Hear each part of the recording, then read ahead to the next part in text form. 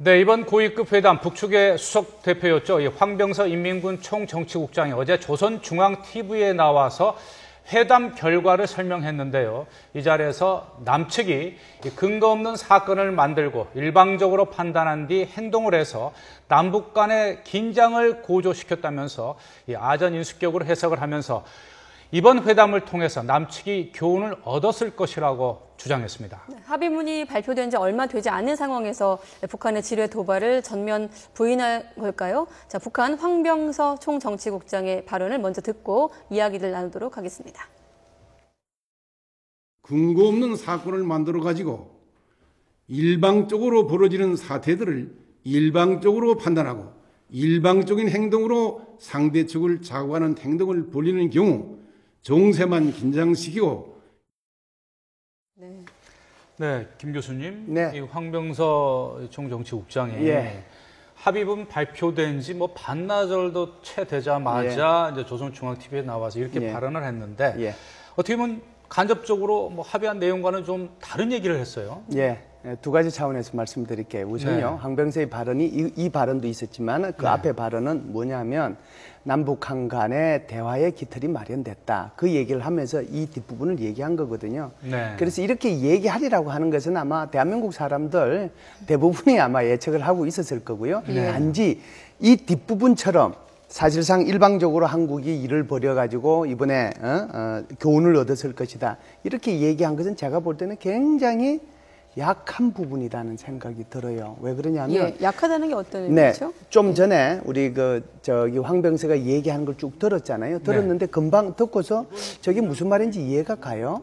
그러니까 저게 아마 북한 사람들도 듣고서 그냥 이해 안 가고 흘러갔을 겁니다. 한국 사람도 듣고 그냥 흘러가는 거예요. 근데 이게 차마 자기네들이 직접 서명하고 했던 것을 부인할 수 없기 때문에 이런 식으로밖에 얘기할 수 없었던 거고요. 이 내용은 이제 한국을 향해서 한 얘기도 아니고 세상을 향해서 한 얘기도 아니고 국내용이다 이렇게 인식하시면 국내 여론을 북한 내부 여론을 의식한 딱 것이다. 맞을 거고요. 더더군다나 정말 이 황병서가 정말 이걸 뒤집고 싶으면 두 번째 항 북한이 유감으로 생각한다는 그 도발의 주체와 사과성이 있는 유감이라는 이 표현에 대해서 그 안에 있는 내용을 다르게 해석할 수도 있거든요.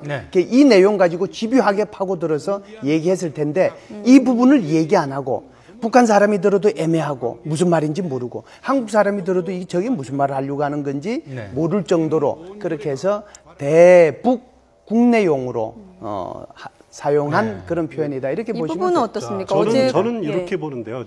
어제가 북한 선군절이었습니다. 선군절이라는 게 뭐냐면은 김정일이 김정일 당시 국방위원장이 1960년 8월 25일에 한 부대를 방문합니다. 그 부대가 어떤 부대냐면은 한국전 당시에 서울에 처음 진입한 유경수 탱크 사단을 방문한 그날인데 그거를 김정은이 처음 방문해서 군을 독려하고 이렇게 격려한 그날인데 그것이 2014년부터는 국가적 명절로 이렇게 돼 있는 날입니다. 그러니까 김정은 하면은 성군사상 이게 주가 아닙니까? 그러니까 군의 사기를 부여하는 그런 날인데 그날 황병서가 나타나서 자기들이 유감 표명한 사과한 부분들을 이렇게 나름대로 부각시키지 않고 대내적으로 무마시키고 대내적으로 변명할 거리를 찾을 필요가 있다라는 그런 발언이라고 생각이 되고요.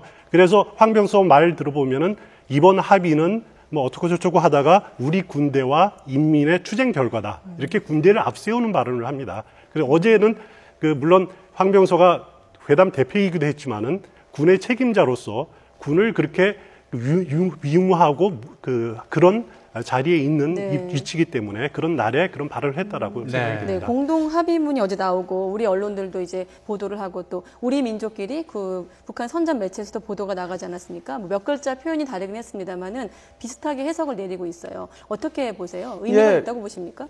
이게 말이죠. 한글하고 또 다른 언어로 할 때하고의 차이라고 봐요. 그러니까 이제 네.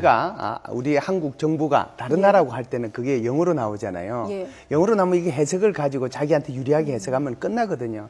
원래 합의라고 하는 것은 서로 상대방이 있기 때문에 접점을 찾아서 서로가 원하는 것을 얻기가 힘들어요. 그래서 애매한 표현을 이제 일부러 쓰는 거고 그걸 통해서 하는 건데 남북한 간에는 한글이라는 공통된 언어를 사용을 해요. 네. 여기 오해의 소지가 있는 게 없는 거죠. 네. 그렇지 않아요? 그래서 1항부터 6항까지 나왔는데 지금 질문하신 것처럼 뭐가 차이가 있다고 하면은 적시, 동시에. 동시에, 동시에, 적시가 아니고 예. 그것만 차이가 나는 거지 다른 거는 차이가 나는 게 없잖아요. 그래서 이건 뭐 전혀 뭐 해석의 여지가 뭐 따로 있다든지 네. 뭐 영어 같으면은 영어로 된 걸 또는 일본어 같으면은 중국어 같으면은 그거 가지고 해석을 여러 가지로 자, 달리하지만 그런데 이제 한글 가지고 그- 달리할 이유가 없는 거죠. 네. 네. 보다 더 좀 북측이 책임 있는 사과 그런 면에 있어서는 지뢰 폭발보다는 어떤 도발이라는 단어가 들어가길 좀 바라는 사람도 많았고 또 이 유감이라고 표현을 해서 이게 사실 뭐 좀 일본에서 온 말 아닙니까? 이게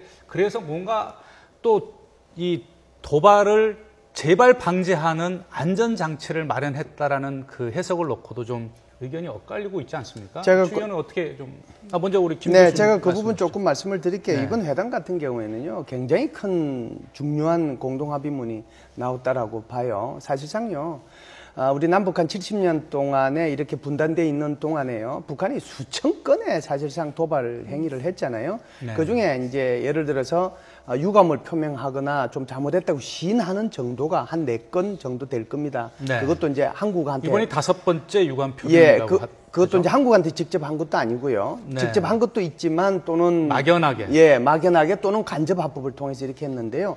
이번 같은 경우에는 양국 지도자의 바로 밑에 있는 사람들끼리 서로 모여가지고 합의한 거잖아요. 네. 여기에 더 중요한 것은 주체가 명시돼 있다라고 하는 거고요. 그 다음에 유감으로 생각한다라고 하는 것이 표현이 들어가 있다라고 하는 것이 이것이요.